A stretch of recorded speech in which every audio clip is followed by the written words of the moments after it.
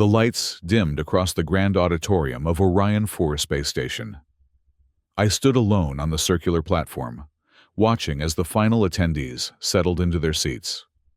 The vast chamber, designed to accommodate representatives from over 300 star systems, curved upward in concentric rings that disappeared into darkness. My palms were sweaty despite the environmental controls, and I found myself adjusting my formal diplomatic attire for the third time in as many minutes. "Station to Diplomat Harrison," came the voice of the technical director through my earpiece. "Final systems check complete. We'll begin in 2 minutes." "Understood," I replied, trying to keep the nervousness from my voice.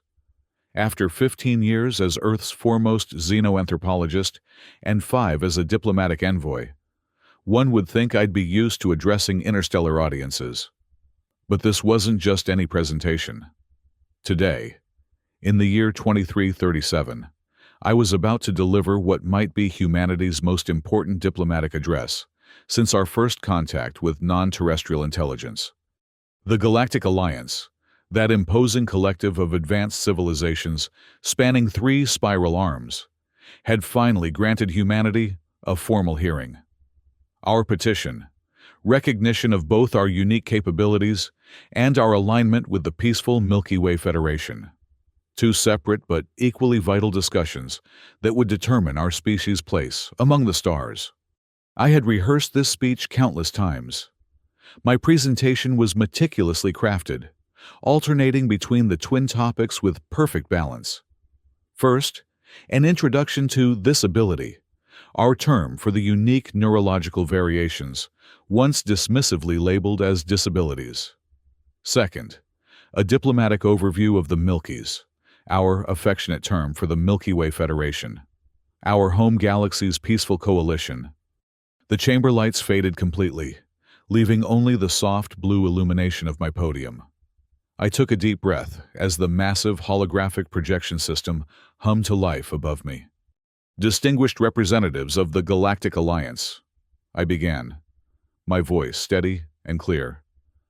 "Honored guests, esteemed colleagues, I stand before you today as a humble representative of both humanity and the Milky Way Federation." The first slide materialized in the air before me, or at least it should have. Instead of the dignified opening graphic I had prepared, I was greeted with a jumbled composite image. The words, "this ability," hovered awkwardly over an image of the Milky Way, while the Milkies appeared beneath a neural network diagram of atypical human cognition. A ripple of confusion moved through the audience. I heard whispers, a few chuckles, and something that sounded suspiciously like a derisive snort from the Centaurian delegation. "Technical difficulties," I said with a forced smile. "Perhaps the universal translator is struggling with our terminology."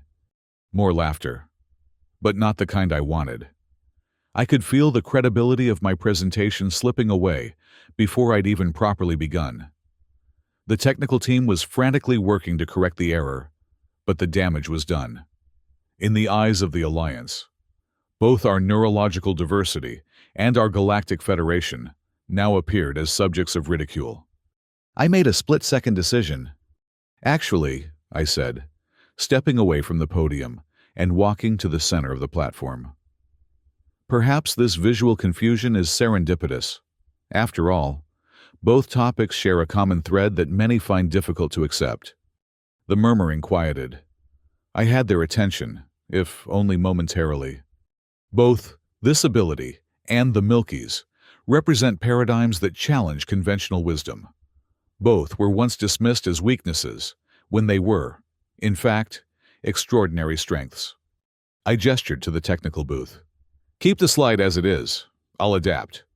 And so began the most important improvisation of my diplomatic career, and perhaps of humanity's interstellar future.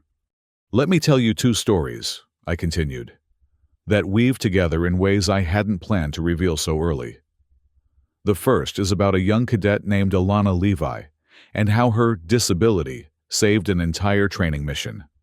The second is about how the Milky Way transformed from what many called a death galaxy into one of the most stable and peaceful federations in the known universe.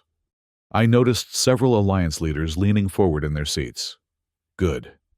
Curiosity was always the first step toward acceptance. Cadet Alana Levi entered the United Terran Space Academy in 2330, I began. As the holographic display shifted to show a young woman with distinctive features that marked her as neurodivergent.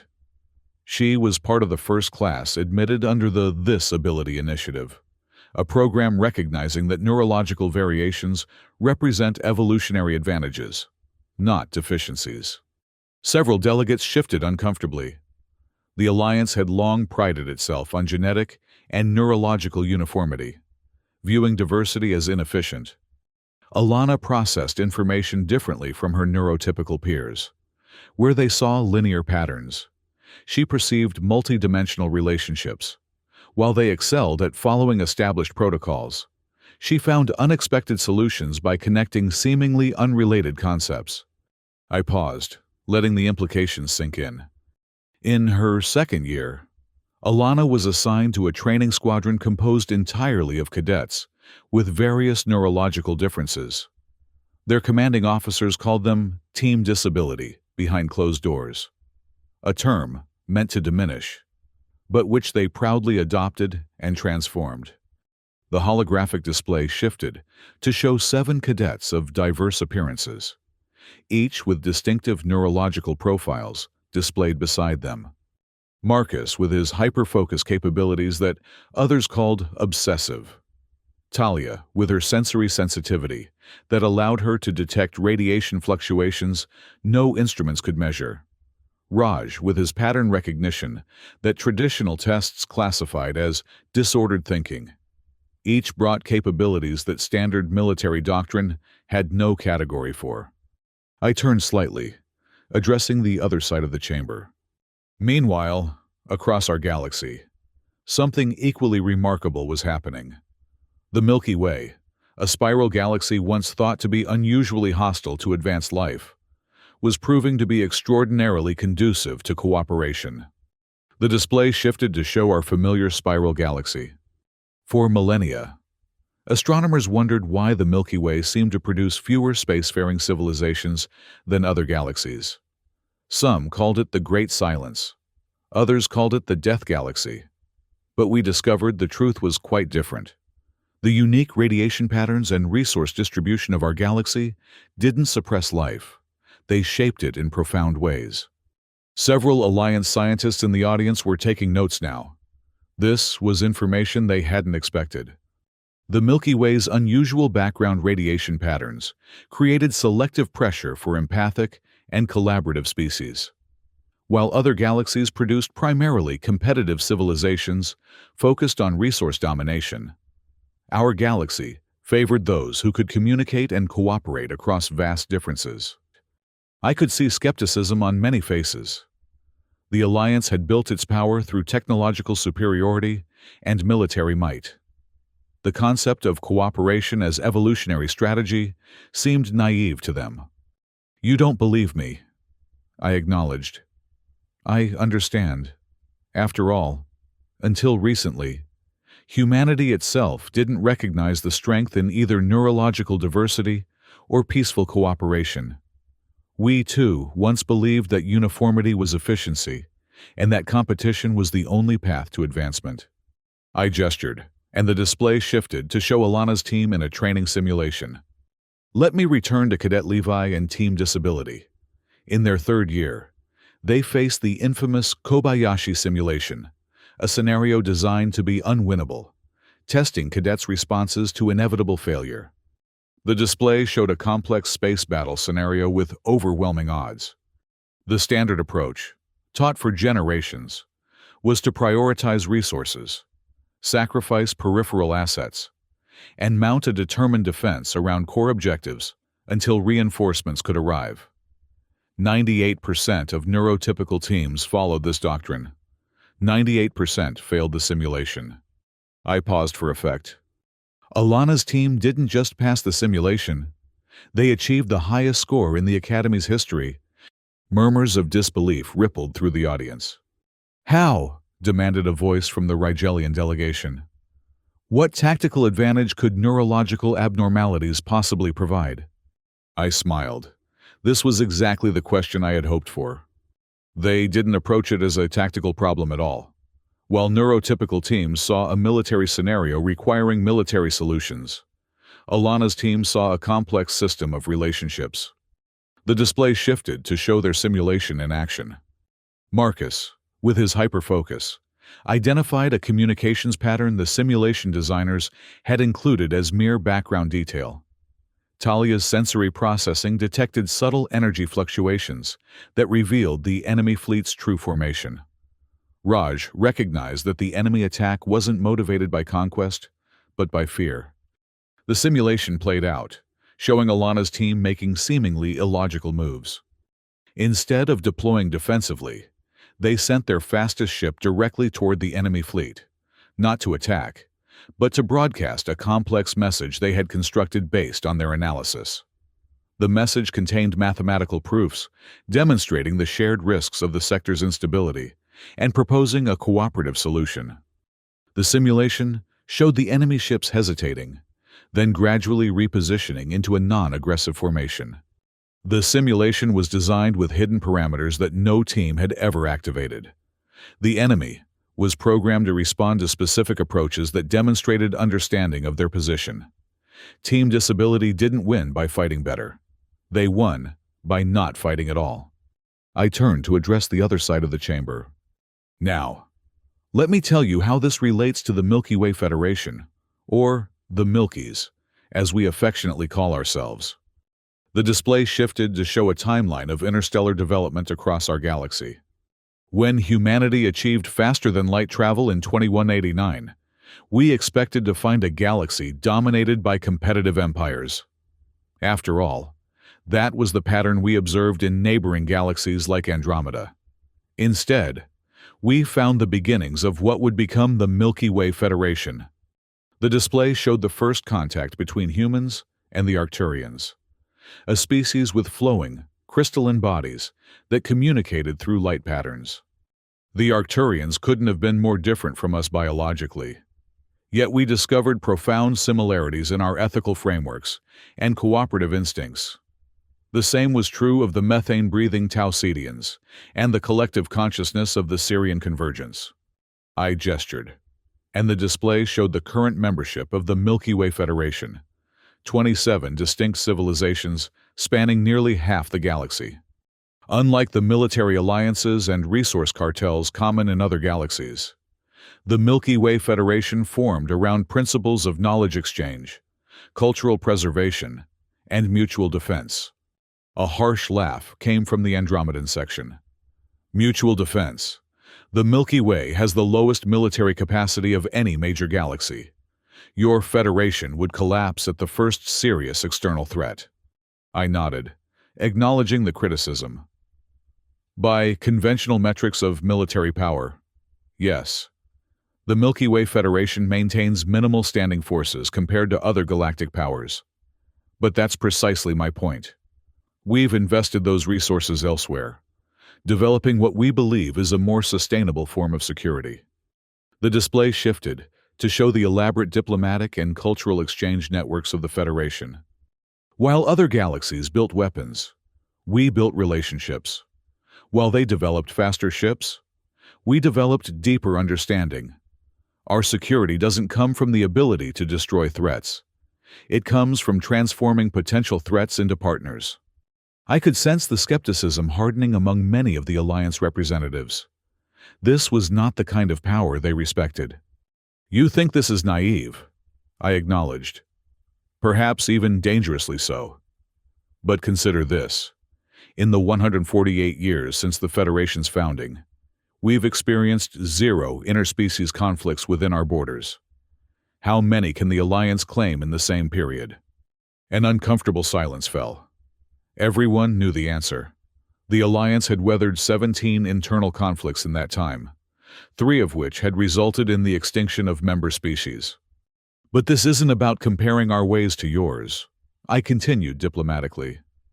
It's about demonstrating what we can offer as potential Alliance members. I returned to the podium, feeling the momentum building. The strength of this ability and the peace of the Milkies aren't separate topics.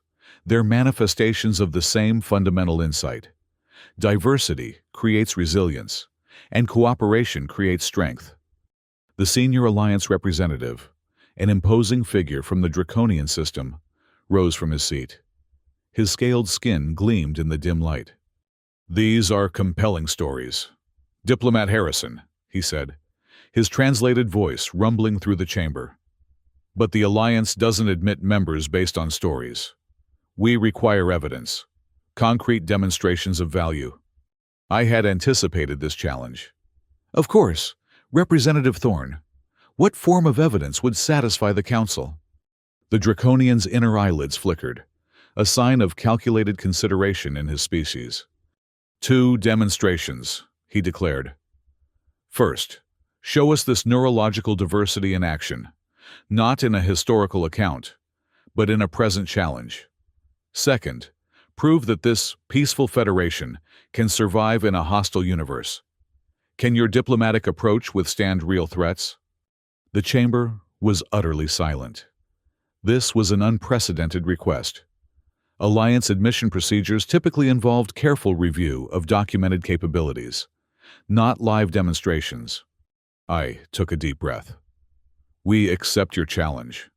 Representative Thorne, with the Council's permission, I propose the following: a live demonstration of both human neurological diversity and Milky Way diplomatic principles." The Alliance representatives conferred briefly, then nodded their assent. "Excellent," I said, hoping my confidence sounded genuine. "For the first demonstration, I've arranged for Alana Levi, now Captain Levi, and her team to solve a tactical problem of the Alliance's choosing. For the second, I invite the Council to witness a live diplomatic exchange between the Federation and the Eden Collective, a civilization from the Galactic Rim that, until recently, was considered irreconcilably hostile." Whispers erupted throughout the chamber. The Eden Collective was infamous, a reclusive species that had violently rejected all previous contact attempts. Representative Thorne's scales shifted to a darker hue, a sign of surprise or skepticism. "You claim to have opened diplomatic relations with Eden?" "The Milky Way Federation established preliminary contact 3 months ago," I confirmed. "We're prepared to demonstrate our approach through a live connection to the ongoing negotiations." This was a calculated risk. The Eden negotiations were real, but extremely fragile. Using them as a demonstration could jeopardize the delicate trust we'd built. However, nothing else would so powerfully illustrate the Federation's diplomatic capabilities. "Very well," Thorne declared. "The demonstrations will proceed.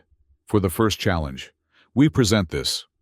He gestured, and the holographic display transformed into a complex stellar cartography simulation, a tactical scenario involving a contested region between Alliance territory and the mysterious Void hegemony. "This represents a current strategic dilemma for our border forces," Thorne explained. "Multiple approaches have been attempted by our finest tacticians, all without satisfactory resolution. Let us see how your neurologically diverse specialists approach it." I nodded and signaled to the technical team. "Please establish connection with Captain Levi's tactical unit." The display split, revealing a chamber aboard an Earth vessel, where 7 individuals, the grown versions of the cadets I had described, sat in a semicircle. At their center stood Captain Alana Levi, her confident posture a stark contrast to the uncertain cadet she had once been. "Captain Levi," I greeted her, "the Alliance has presented a tactical challenge as demonstration of this ability. Are you and your team prepared?" Alana nodded. "We are, Diplomat Harrison." Her voice was calm, professional. "We understand the significance of this demonstration and are honored to participate." The tactical scenario was transmitted to their vessel. I watched as Alana's team received the information, their reactions unlike any conventional military unit, where standard tacticians would immediately begin analyzing force dispositions and resource allocations. Alana's team seemed to be approaching it from entirely different angles. Marcus, now a commander, immediately focused on communication patterns within the scenario. Talia, a lieutenant commander, closed her eyes, seemingly sensing something in the data that others couldn't perceive. Raj, also a commander, began drawing connections between elements that appeared unrelated. The Alliance representatives watched with a mixture of curiosity and skepticism. This was not how military analysis was supposed to look. After several minutes of what must have appeared to the Alliance as disorganized behavior, Alana's team converged in rapid discussion. Their dialogue was quick, overlapping, filled with references and connections that seemed to make sense only to them. It was the cognitive equivalent of watching elite dancers, each movement building on the others to create something greater than its parts. "We have an approach," Alana announced finally, addressing the Alliance Council directly. "But it isn't what you might expect." "Explain," demanded Representative Thorne. "The scenario presents this as a territorial dispute," Alana began. "But our analysis reveals a more fundamental issue. The Void Hegemony's aggressive posture stems from astronomical phenomena affecting their home systems, phenomena they believe the Alliance is either causing or could help mitigate." Alana gestured, and her team's analysis appeared in the holographic display. The communication patterns embedded in their fleet movements contain mathematical sequences consistent with descriptions of stellar degradation. They're not primarily seeking territory. They're seeking salvation from a dying star. Murmurs rippled through the Alliance representatives. This was not the conventional military analysis they had expected. "Our proposed solution," Alana continued, "is a three-phase approach combining targeted scientific aid, cultural exchange focused on astronomical cooperation, and a mutual protection agreement specifically addressing stellar phenomena." The details of their proposal unfolded in the display. An elegant solution that addressed the underlying causes rather than the symptoms of conflict. This wouldn't merely resolve the current border dispute, Alana concluded. It would transform the relationship between the Alliance and the hegemony from adversarial to cooperative. Stunned silence filled the chamber. Finally, a senior Alliance strategist rose from his seat. "This analysis," he admitted reluctantly, "identifies factors our own tacticians overlooked. The stellar degradation pattern was in our data, but considered irrelevant to military planning." Representative Thorne's scales shifted through several colors before settling on a deep blue, a sign of thoughtful reconsideration in his species. "An unconventional approach," he acknowledged, "yet one with potential merit." I suppressed a smile. From a Draconian, this was practically effusive praise. "Thank you, Captain Levi and team," I said. "Your service honors humanity and the Federation." The connection closed, and I turned back to the Council. That was one demonstration of this ability, the unique perspective that neurological diversity brings to problem solving. Now, shall we proceed to the second demonstration? Representative Thorne nodded. "Show us this diplomatic miracle with Eden." I took a deep breath. This would be the greater risk. "Technical team, please establish connection with the Eden diplomatic mission." The holographic display shifted again, now showing a stark, forbidding landscape. Eden was a world of extremes. Violent atmospheric disturbances, unpredictable gravitational anomalies, and biological hazards that had claimed the lives of every previous contact team. At the center of the image stood two figures, Ambassador Yara Chen from the Federation and an Edenite representative whose physical form seemed to shift and flow like living mercury. "Ambassador Chen," I greeted her. "The Alliance Council has requested demonstration of the Federation's diplomatic approach with Eden. Are you positioned to provide this?" Ambassador Chen's expression remained professionally neutral, but I could see tension in her eyes. This was not part of our plan. "We are in a delicate phase of negotiations. Diplomat Harrison," she replied carefully. "The Eden Collective has agreed to a brief observational window, but I must emphasize that this connection could impact our progress." "Understood," I assured her.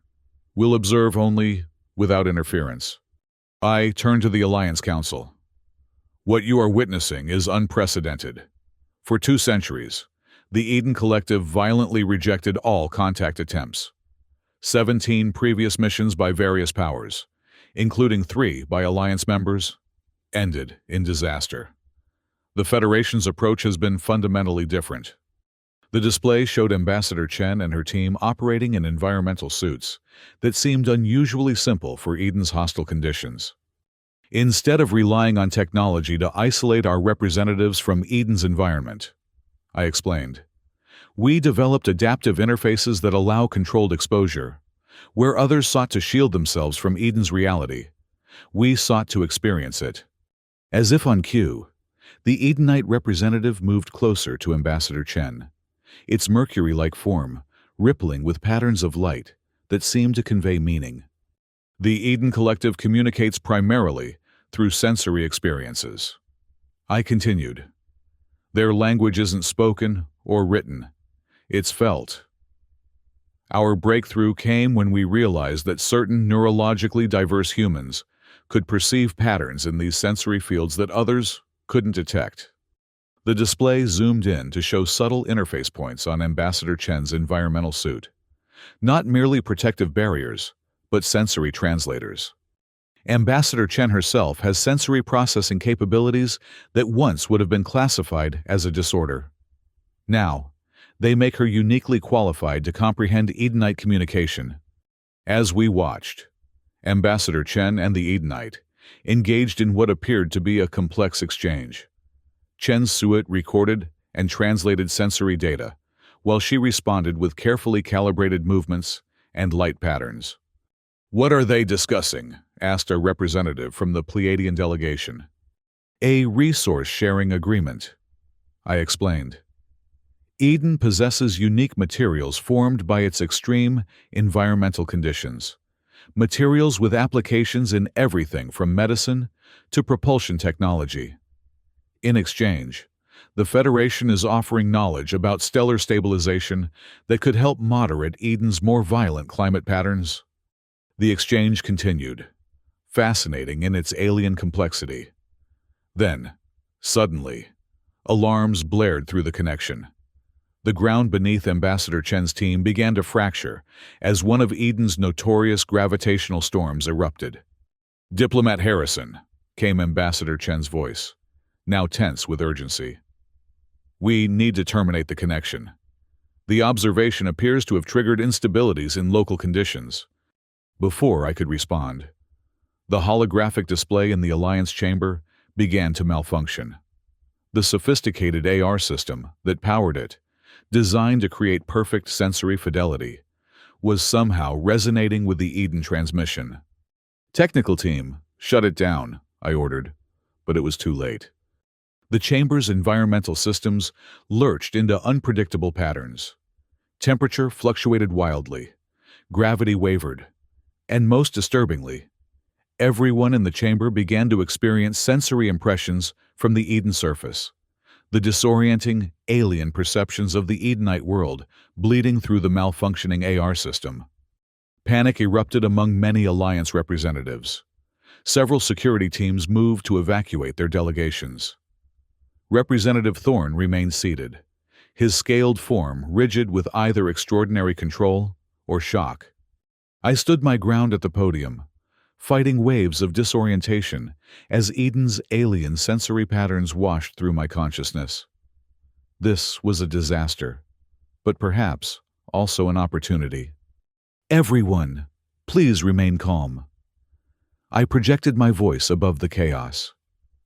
"What you're experiencing is a sensory echo of Eden's reality, the world our diplomatic team navigates daily. This is not an attack. This is communication." Gradually, the panic subsided as representatives realized they weren't in physical danger. The disorientation remained intense, but now curiosity began to replace fear. "Technical team," I called, "don't shut down the system. Instead, activate the diplomatic interface protocol we developed for Eden communication." It was a desperate gamble. The protocol had been designed for controlled environments, not for an accidental sensory leak into an Alliance chamber. But if it worked, the holographic system shifted again. Now, instead of merely displaying Eden's environment, it began to translate the alien sensory patterns into forms more comprehensible to the various species present. Visual patterns for photosensitive species, sonic harmonics for auditory species, subtle gravitational pulses for those who perceived through mass and density.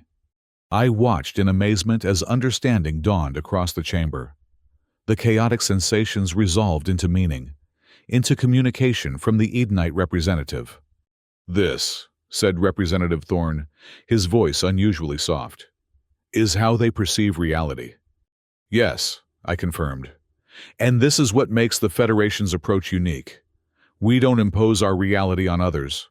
We learn to perceive theirs." On the display, Ambassador Chen's team had stabilized their position despite the gravitational storm. They weren't fighting against Eden's nature. They were working with it, adjusting their movements to the rhythms of the disturbance. The conventional approach to Eden was to build stronger shields, more powerful stabilizers. I explained. We took a different path. Instead of greater force, we developed greater understanding. As if to emphasize my point, the sensory patterns from Eden shifted. The chaotic impressions organized themselves into a coherent message, one that even the Alliance representatives could now comprehend through the translation system. "We recognize the observers," came the translated Edenite communication. "We extend awareness to them." Representative Thorne rose from his seat, his scales now a deep purple of profound realization. "You haven't merely contacted them," he said slowly. "You've established genuine communication with Eden." I nodded.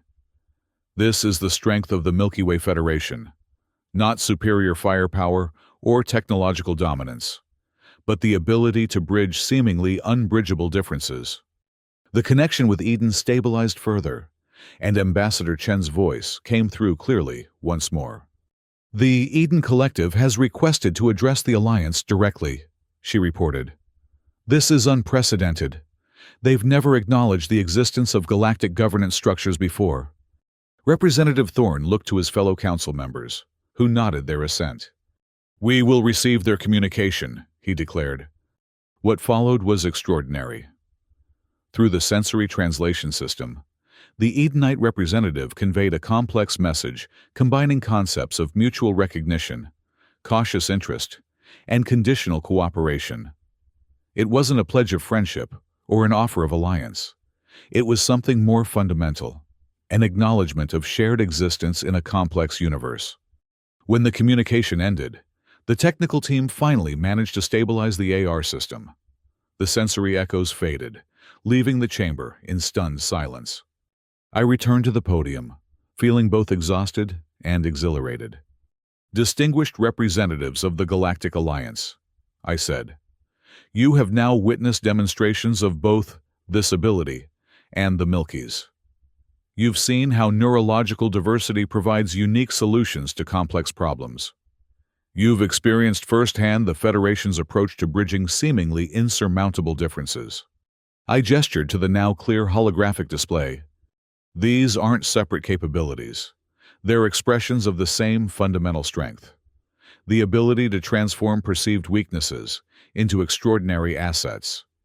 Representative Thorne stepped forward, addressing me directly.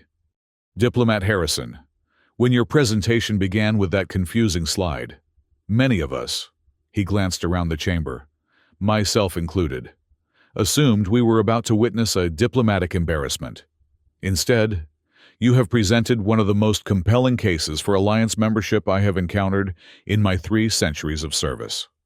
Murmurs of agreement rippled through the chamber. The Pleiadians were nodding enthusiastically. Even the traditionally skeptical Centaurians seemed impressed. "The Alliance was founded on principles of strength," Thorne continued. "For most of our history, we have interpreted strength narrowly, as technological superiority, military might, resource control. Perhaps our understanding has been incomplete." He turned to address the full council. I propose that the petitions of Earth and the Milky Way Federation be given full consideration for alliance membership. Further, I suggest we establish a special committee to study both this ability and the Federation's diplomatic methodologies for potential adoption within alliance protocols. The chamber erupted in discussion. Not universal agreement. Many delegations remained skeptical, but the conversation had fundamentally shifted. Where before there had been dismissal, now there was engagement. Where there had been ridicule, now there was consideration. As the formal deliberations began, I stepped back from the podium. My part was done, at least for now. The path forward would involve countless meetings, detailed examinations, and rigorous negotiations. But the crucial first step had been achieved. We had their attention and, more importantly, their respect. Ambassador Chen approached me as I exited the chamber, her face showing the strain of the unexpected Eden demonstration. That was a risk. Harrison, she said quietly. The Eden negotiations are fragile. Using them as a demonstration could have set us back months. I know, I admitted. But we needed something that would make an undeniable impression. And it worked. Better than I could have hoped. She smiled slightly. The Eden Collective has never acknowledged the alliance before. That was significant. Do you think they'll continue the negotiations? Actually, she said, they've expanded their proposal. They're asking about potential participation in broader interstellar frameworks. Not membership, but observer status in certain diplomatic exchanges. I stared at her in amazement. That's unprecedented. Precisely, her smile widened. Sometimes, accidents create opportunities. Your AR malfunction may have achieved in minutes what months of careful diplomacy couldn't. We walked together toward the diplomatic quarters, discussing next steps and strategic considerations. The path ahead remained challenging, but a fundamental barrier had been broken. The Alliance, that imposing collective of advanced civilizations, was beginning to recognize what we had already discovered, that true strength comes not from uniformity, but from diversity, not from domination, but from understanding. As we reached the quarters, Ambassador Chen paused. You know what I find most remarkable about today? She said. What's that? That technical error at the beginning, the confused slide that mixed up this ability and the Milkies. It turned out to be the perfect metaphor for your entire presentation. I laughed. Sometimes the universe has a sense of humor. Or perhaps, she suggested more seriously, it has a sense of purpose. I considered this as we parted ways. Perhaps there was something profound in that initial confusion, a reminder that our greatest strengths often emerge from unexpected places, and that what seems like failure can become the foundation for extraordinary success. The next morning, I received the official notification. Earth and the Milky Way Federation had been granted provisional alliance status, with full membership pending completion of the integration protocols. More significantly, a new alliance initiative had been established, the Diverse Perception Task Force, dedicated to exploring applications of neurological diversity in interstellar relations. Representative Thorne himself delivered the news, his scales now a serene blue of formal diplomatic engagement. Your presentation, he told me, has initiated a re-evaluation of several long-standing alliance policies. There is much to discuss. I look forward to those discussions, I replied, and to demonstrating further how this ability and the Milkies can contribute to the Alliance's future. As he departed, I couldn't help but reflect on the journey that had brought us here. From Earth's first tentative steps beyond our solar system to this moment of galactic recognition. From the dark days when neurological differences were seen as deficiencies to this era of celebrated cognitive diversity. The path had not been straight or simple. It had required us to question our most basic assumptions about strength and weakness, about normality and difference, about conflict and cooperation. It had demanded that we see potential where others saw problems. But that, perhaps, was the greatest lesson of both this ability and the Milkies, that when we transform our perception, we transform our reality. What we once called disability becomes extraordinary capability. What we once called a death galaxy becomes a cradle of cooperation. As I prepared for the integration protocols that would occupy the coming months, I found myself returning to Captain Alana Levi's words from her Academy graduation speech. The universe doesn't make mistakes. What we perceive as flaws are often perfectly adapted solutions to questions we haven't yet learned to ask. In the vast chamber of the Orion 4 space station, surrounded by representatives of civilizations spanning 3 spiral arms, humanity had finally begun to ask the right questions. And in doing so, we had opened the door to answers more profound than we could have imagined. The journey ahead would not be easy. Centuries of alliance tradition wouldn't change overnight. Skeptics remained plentiful, and challenges would inevitably arise. But a beginning had been made, a recognition that strength takes many forms, and that the future belongs not to those who dominate, but to those who understand. As I looked out at the stars visible through Orion 4's vast observation dome, I couldn't help but smile. The universe was vast beyond comprehension, filled with mysteries and dangers we had only begun to perceive. But now, for the first time, we would face that universe not as isolated species bound by our limitations, but as a diverse coalition empowered by our differences. Disability is strength, I whispered to the stars. Peace is strategy. And somewhere in the cosmic darkness, it seemed the stars twinkled in response, a silent acknowledgement that perhaps, at long last, we were beginning to understand.